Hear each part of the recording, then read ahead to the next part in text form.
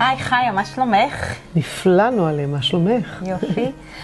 בואי תספרי לנו, כמה ירדת? ירדתי קרוב ל-12 קילו. וכמה זמן את בתוכנית? שנה וחודש. את זוכרת איך הרגשת לפני התוכנית? מה גרם לך ככה לבוא? הרגשתי שזה הזמן להתחיל לעשות שינוי. את יודעת מה זה עוד 12 קילו עליי? וואו. ואיכשהו הגעתי אלייך מפרסום בפייסבוק, אני חושבת, ונוצר קליק בשיחה הראשונה. למחרת כבר הייתי אצלך. וואו, אני לא זוכרתי את זה. למחרת הייתי אצלך, וזהו, לשיחה הפרטית שלנו, ולקחתי את עצמי בידיים. מדהים. הגעת עם איזשהו חשש, עם פחדים? לא, לא פחדים. אני נתתי לזה את מלוא ההזדמנות והצ'אנס. כי אני מאמינה בדרך הזו, שבה בעצם לא סופרים קלוריות ולא מדקדקים בצורה נקודות וכל מיני פטנטים אחרים, אלא בדרך של אכילה נכונה ואכילה בריאה. זה עובד. מרגישה שאת מצליחה לשלב את זה בחיי היום-יום שלך, בסופי שבוע, במסעדות, בטיולים, בעבודה שלך? כן, בהחלט. יש קשיים, יש שבתות שהן קשות יותר, סופי שבוע תמיד יותר קשים.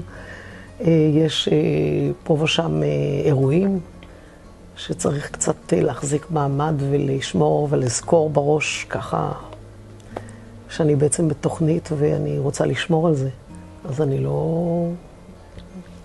לא מפרה את הכללים, משתדלת. מה השינוי המשמעותי שאת מרגישה שעברת? קודם כל ירדתי בשתי מידות. אז באמת שתי מידות זה יפה. זה יפה מאוד. ואני מרגישה את זה בבגדים. החלפתי את כל הגרדרובה, לגמרי. עשיתי ערימה יפה, תרמתי.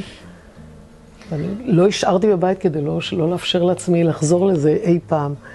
ודבר נוסף, הכלילות, שינה טובה, הכל.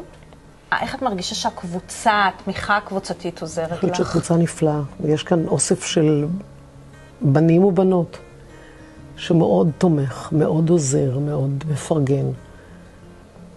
נותן המון רוח גבית. לאורך התהליך הזה הרגשת שיש לך גם מענה אישי, אם את צריכה, שאת יכולה לפנות אליי. הרבה פעמים שואלים אותי. תמיד. כל פעם שאני אומרת, וואה, אני מתחילה לדשדש, השבוע אני אכתוב לנועה יומן אכילה. השבוע אני אהיה בקשר יותר רצוף עם נועה. אז אני מתגברת על זה. את רואה שאני לא מנדנדת מספיק. לא, את נהדרת, את עושה עבודה מעולה.